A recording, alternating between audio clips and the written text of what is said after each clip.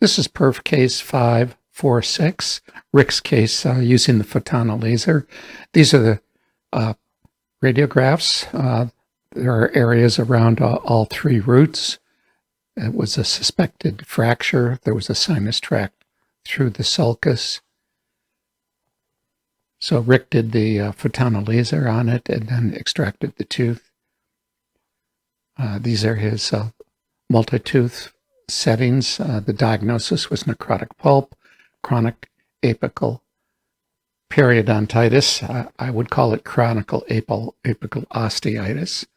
The canals were instrumented out to either a 20 V taper or 25 V taper.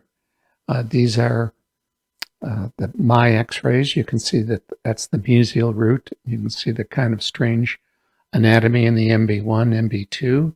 This is what the tooth looked like when I got it. So we basically section it, cut the coronal part off, cut the apex off of the mesiobuccal root, and then split sagittally all roots. So you end up with two sagittal sections of the root. This is the distal buccal.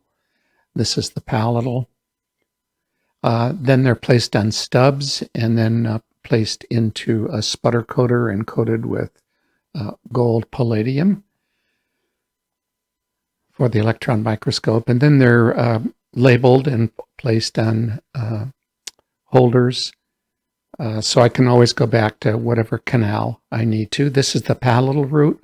We're going to look at coronal, mid, and apical sections of it. We're going to stay away from that top part because some of that may be due from the sectioning.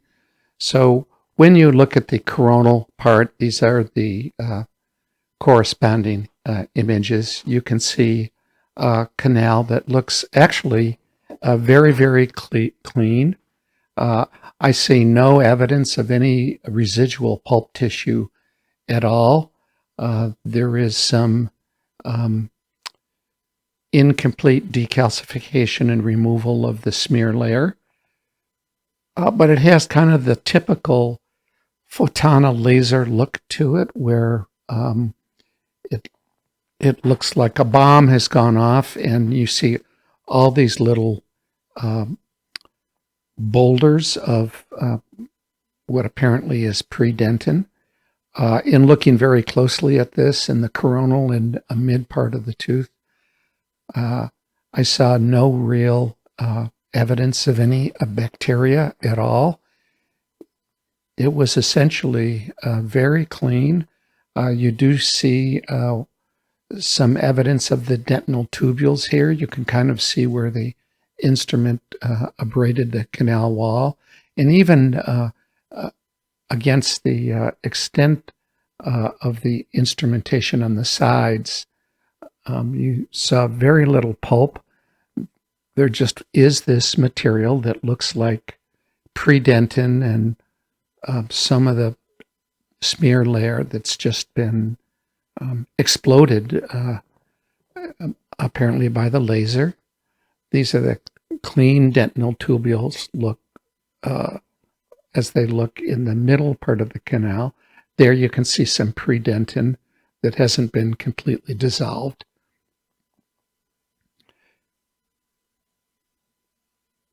Again, no real evidence of any bacteria at all. Here's another area. You see occasional red blood cell, but no real bacteria anywhere. And just some remnants of the predentin and smear layer. Here's actually an area that looks like it has some remaining pulpal cells in it. It's there you can see those are not bacteria. That's just the collagen from the pulpal material. When you look at the apical part of the root, it's a little different. It's not quite as clean as the coronal and mid part of the root, but it's still very little pulpal tissue left. You'll see some of the predentin being digested there, but most of it is gone. Even on the lateral aspect of the canal, It looks very well cleaned out.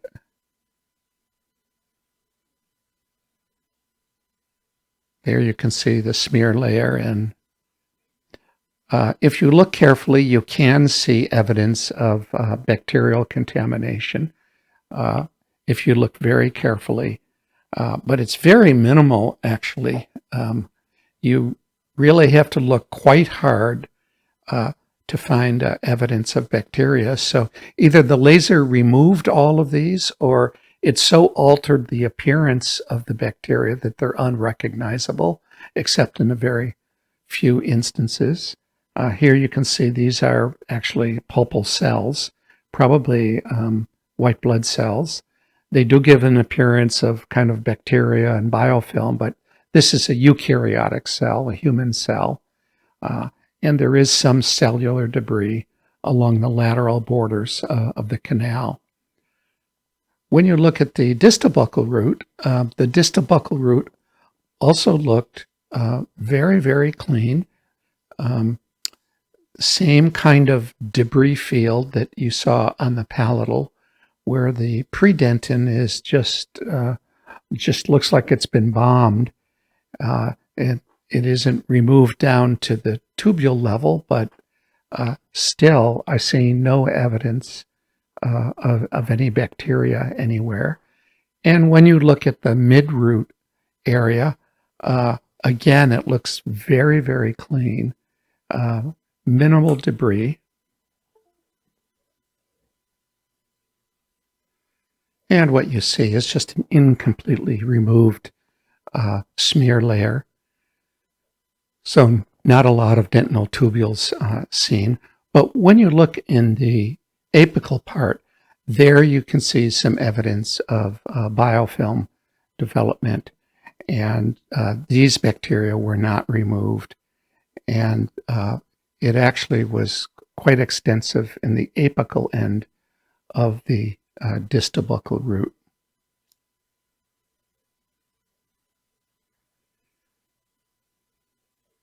So here, because there's such a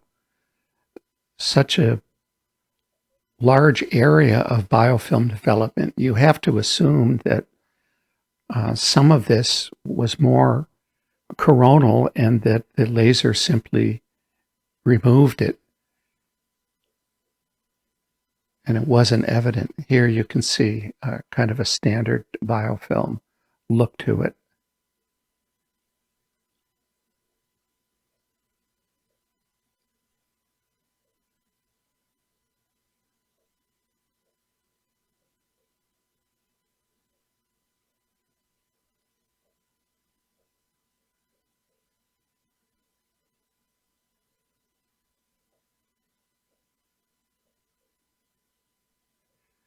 And occasionally you'll see some fungi.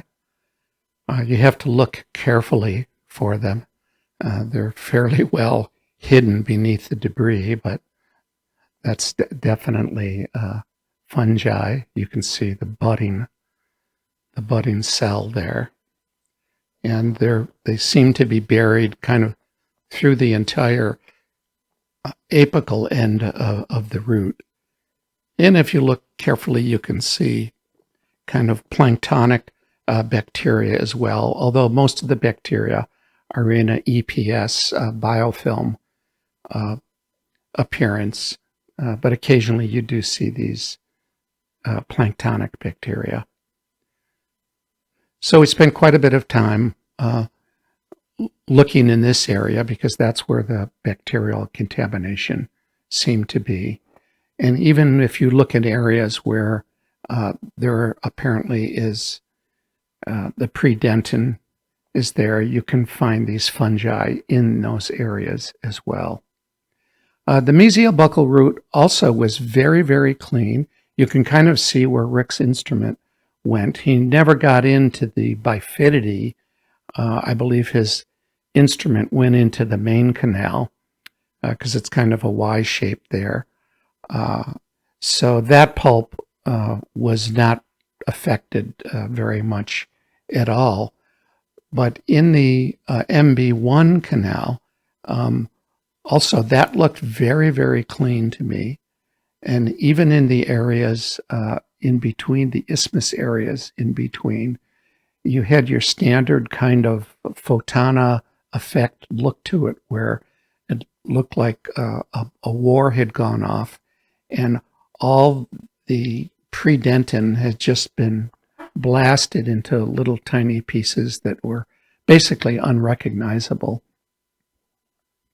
So I also would characterize this as very, very clean. No evidence of a bacterial contamination in the mesiobuccal root, at least coronally in the mid-coronal areas, mid-canal areas.